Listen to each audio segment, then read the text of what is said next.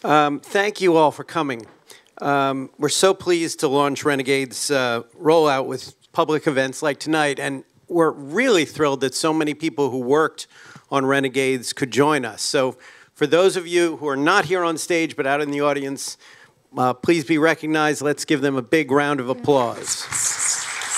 Stand up.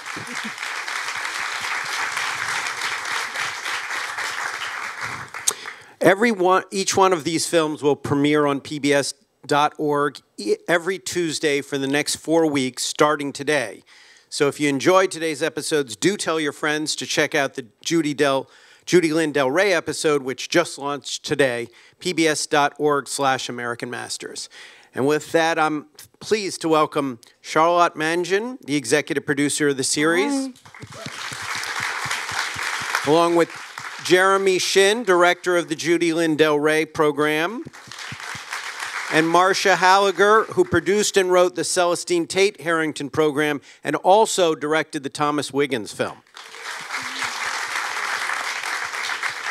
So let's start with Charlotte. As executive producer of the Renegades series, tell us how this ambitious series came to be. Sure. Thank you so much for having us. I am a white woman in my 40s wearing a white shirt and black pants.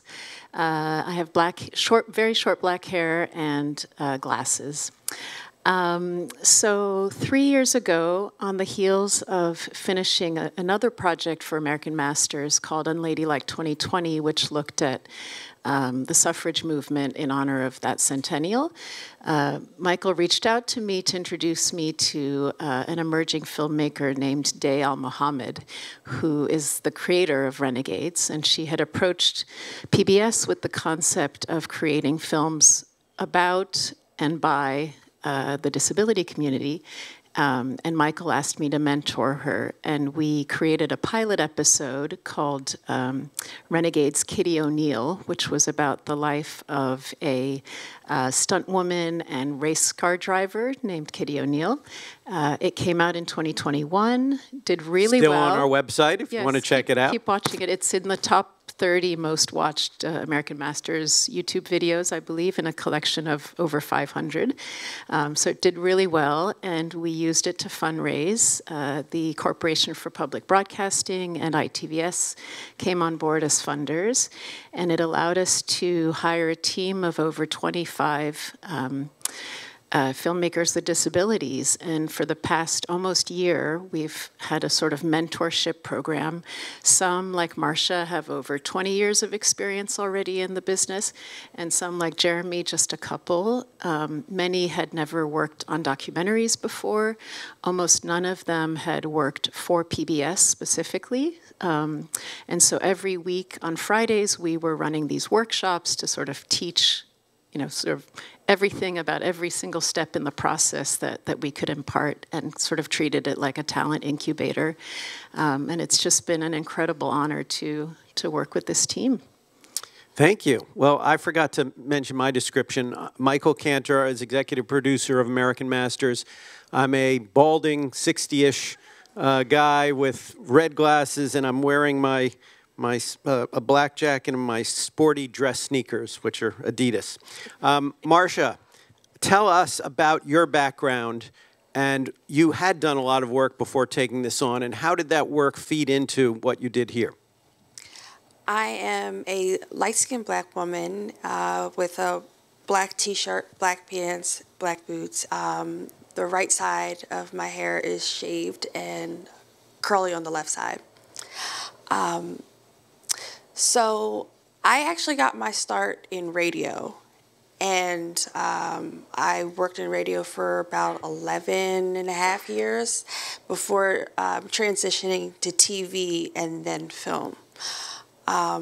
Prior to working on this project, I have a feature documentary that was called One Child Left Behind, and that can be found on Apple TV and Amazon Prime still. And I used my experience from the different projects I've been on, whether it was features or even radio, coming onto this project to really help with talent initially. And for the Celestine Tate Harrington project, we worked very closely with her family, but we didn't have them at first. And so I brought on, like, I wouldn't even say a technique, but I just prefer to be very transparent, and I feel like people can really see that when you're not trying to get over on them or take advantage of them. It was a bit tough because Celestine she had a huge distrust of media that carried over to her daughter and the rest of her family as well. And so the more she saw that I was just being very real with her, and we in no way were going to take advantage of her, that helped her bring her wall down and come on board. And that was the biggest thing that helped with that project. And similar with the Wiggins project, because his family descendant, Angela, she was a bit apprehensive initially as well. And so I pretty much said the same thing to her. You know, we're here for you. We would love to have your support and the support of your family. And so that helped her come on board, and yeah, it was helpful. Thank you. Jeremy, you had less experience in this area. Tell us what you were bringing to this project and what your experience was. Yeah, I had zero documentary experience going into this, and honestly, not even that much narrative experience. I had made 2 short films before that did fairly well in the film festival circuit that used magical realism and sci-fi as the entry point into why people would want to watch it. So I think that was a big part why I was hired. Before becoming a storyteller, I was actually planning on being a therapist. I majored in psychology at UCLA, but during the pandemic had the self-realization that when facts and statistics can't change your mind, stories have the capability to do so if done with grace and empathy. So I really tried to bring that to this project. So why do you think these particular stories are significant, and how do you think they resonate with today's audience? Yeah, I just really believe that storytelling and sci-fi in particular is a mirror to society of what is possible in the near future. And with that, I was also very mindful of who I am, the experiences I bring, and making sure that I surround myself with people who are way more talented than me so that we could create a story that everyone could be proud of. Thank you. How about you, Marsha? What particularly resonated with you, and do you think resonates with audiences from the shows you worked on? I feel like we're having a moment of reckoning where a lot of people in society want to hold people accountable for things that they don't agree with. And these projects, we address head on, like racism and discrimination with people with disabilities. And so what I knew, if it resonated with me or people that were close to me, that it would resonate with the audience as well. And with Wiggins specifically, we had a discussion, the team, about different things that should or shouldn't be included.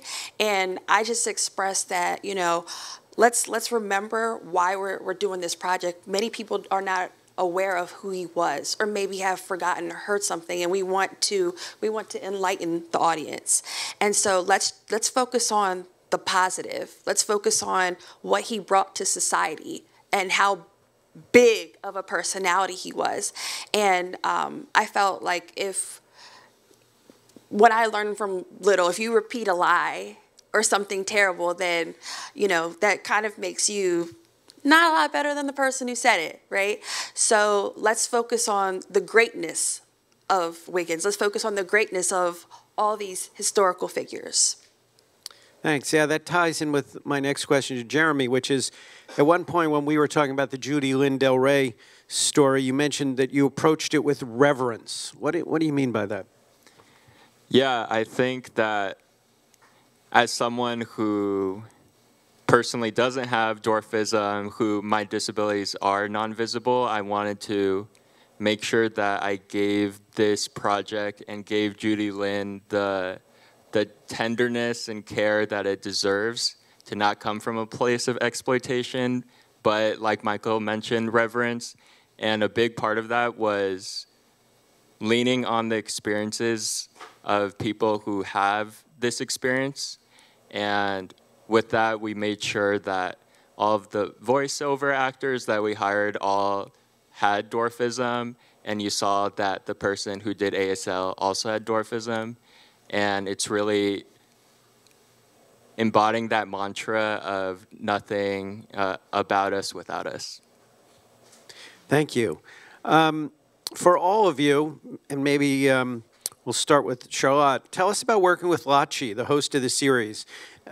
Nowadays, in my experience anyway, hosts aren't as popular, at least in public television, to sort of sit down on the edge of a desk and explain stuff. But in this program, it just felt very organic. Yeah, I mean, you saw she's so charismatic and present and genuine. She was a friend of Day's. That's how we were first connected, and we worked with her on the pilot episode, and it felt very natural to continue working with her. I wasn't actually in the field with her, so I'll let the directors talk about actually working with her, but interacting with her manager was always a treat, and she's a big fan of the show. Tell us about your experience, Marsha. I'm going to piggyback off of what Jeremy was saying. When you work with people with lived experience, whatever it may be, I feel like that also helps people bring their wall down. And, you know, it's easier to sit down and have a conversation with someone. And Lachi she was amazing on both projects. And while they had different approaches, you know, she was her authentic self.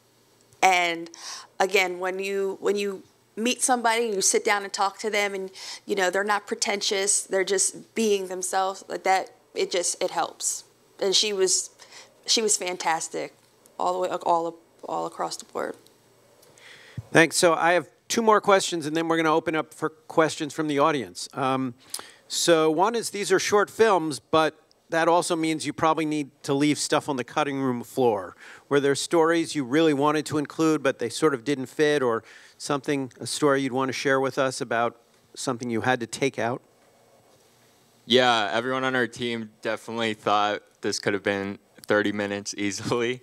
A big part that we cut out was we had a 1-hour conversation between Lachi and Aubrey Smalls, who was the dwarfism disability advocate, and he was saying a lot of things that were really profound. So hopefully one day that entire interview could get released.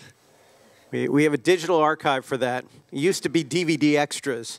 How about you, Marsha? Are there other stories that grew out of this that you'd want to pursue or that you miss?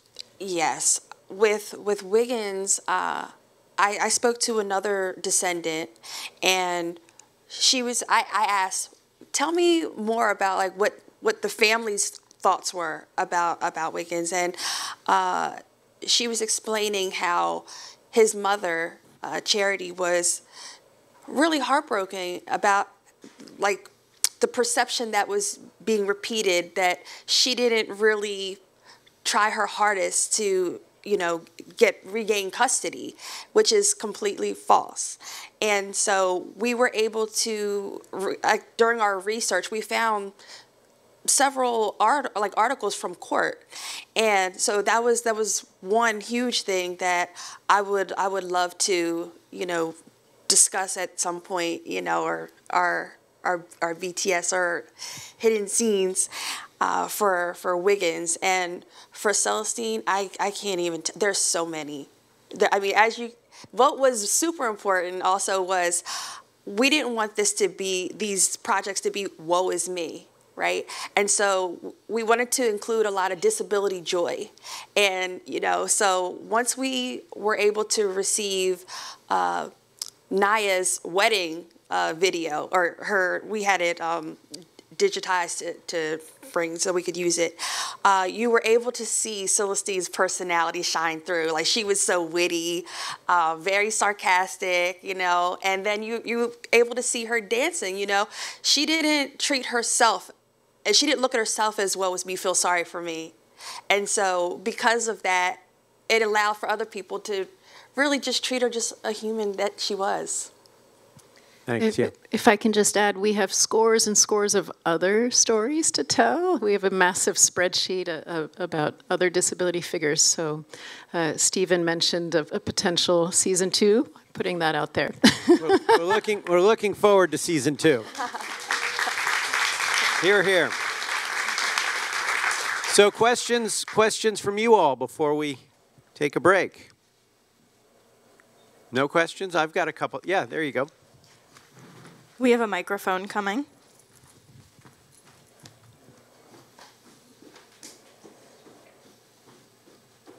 Thank you. Thank you. I was very curious with Wiggins and musician, going back and looking at figures who created things in history and whose process or person is being reconsidered from a lens of today. Is that something that is happening at large in the disability community, or going and retrieving stories and understanding how they might have been shaped by a disability that wasn't considered at the time or was exploited in a different kind of way? Really interesting question. I don't feel qualified to answer that on behalf of the disability community. I wonder about the folks here. Have you been particularly interested in resurfacing those kind of stories at this moment in time? Well, I think Charlotte is best to answer that, because that's what Renegades is, right? We're introducing to some, and just introducing to others. Did I say that right? But about these extraordinary humans who should have really features about them. There's so much about them. I also want to say Matthew Whitaker is here. He was one of the musicians. Here, here. Fantastic talent. And John Davis. And John Davis as well. Like, they really help make the Wiggins story what it is. And we're so appreciative. And John Davis really has recovered Wiggins's music, right? Yes. He came out with an album playing his musical scores for the first time for our generation. Yes, and without John, he was a huge help. So I would say for our project, yes, and doing a deeper dive into Wiggins. As you heard in the story being told, he was somewhat like the godfather, to bring about what R&B is today, what rock and roll is today, what jazz is today. And because we're able to uncover these stories, it will allow audiences to probably do their own research about several other musicians and artists. Any other questions? Yes. Here we go. Thank you. Microphone is coming. Hi, thank you for being here. I have a question for Marsha and Jamie. One, Marsha, what, you said you started in radio and now you went completely, being able to see how the media sort of had a big negative influence on each of these guys. How do you see the media has evolved in their treatment towards the disabled community? And what else needs to be done? That is a great question. I would say I'm now, since I'm no longer in radio, I'm an observer right now, but I can't say, we still have work to do. We still have work to do. And I am so proud of all of our projects because that was similar to what I was saying before. If we're able to discuss these figures, these humans, these extraordinary beings, right, in such a positive light, that it allows others in the media to see you don't have to perpetuate lies. You don't have to get a good story. And so I'm hoping our projects are helping contribute to what, like, the portrayal of how stories should be told. If I can just add, I'm thinking of some of the archive that we specifically didn't use in some of these films. For instance, with the Howard Stern show, when you look at the entire interview with Celestine Tate Harrington, it is profoundly upsetting, exploitative.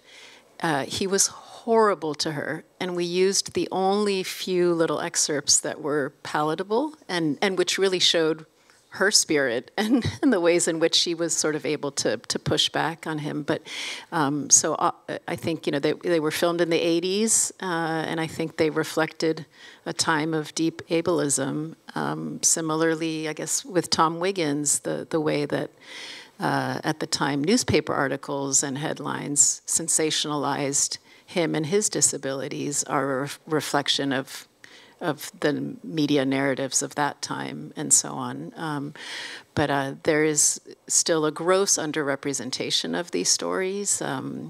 Our creator, Day, likes to quote a statistic that less than 2% of Hollywood films represent the disability community in an authentic way or give people with disabilities speaking roles or are even played by people who actually have the disability.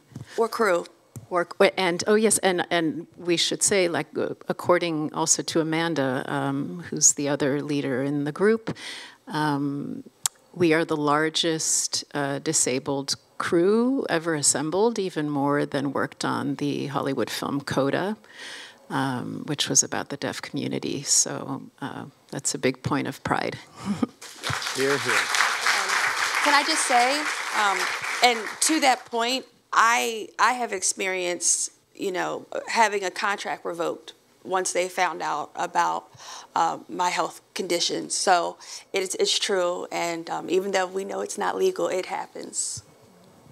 Well, I had the pleasure of being on a shoot with Marsha here in New York, and it was the first time in my 25-year career that I heard a director start the day with the question to everyone in the room, cast and crew, does anyone here have a disability that they want to disclose or need any accommodations or accessibility that you'd like us to know about? And I just found that so moving and respectful and a practice that is not common in the industry. For both of you, Jerry and Marsha, I'm sure you went through a lot of hours of evidence, archives, and whatnot. What, if anything, can you say these personalities has changed you in your life, or how would you be able to implement something that they taught you? Yeah, I'll go first. didn't know Judy Lindell Ray before this project, and through all the archival, through all the research I saw and found, that not only was she a fierce person in the workplace, but she knew how to have fun. You saw that with the stuffed bulls that she had a version of herself when she wasn't at work, and it really showed me the importance of having that work-life balance, the importance of being able to turn on and off when you're working and when you're having fun. Anything to add? With Celestine Tate Harrington, I was and still am very inspired by her, and you know, no other way to put it. She was a rock star. She was a badass, you know, and even when her child was taken from her home, right? Many people would crumble, right? She didn't skip a beat. She was like, okay, how do I get my daughter back? And her family they were in awe. And so hearing stories like that and being so blessed to have found out more information about that, you know, even today when I have a bad day, I'm just like, wow, like she was super resilient. She was extremely persistent, you know, and like I said, she knew how to have a good time. Okay, last question. Here we go. Microphone is coming.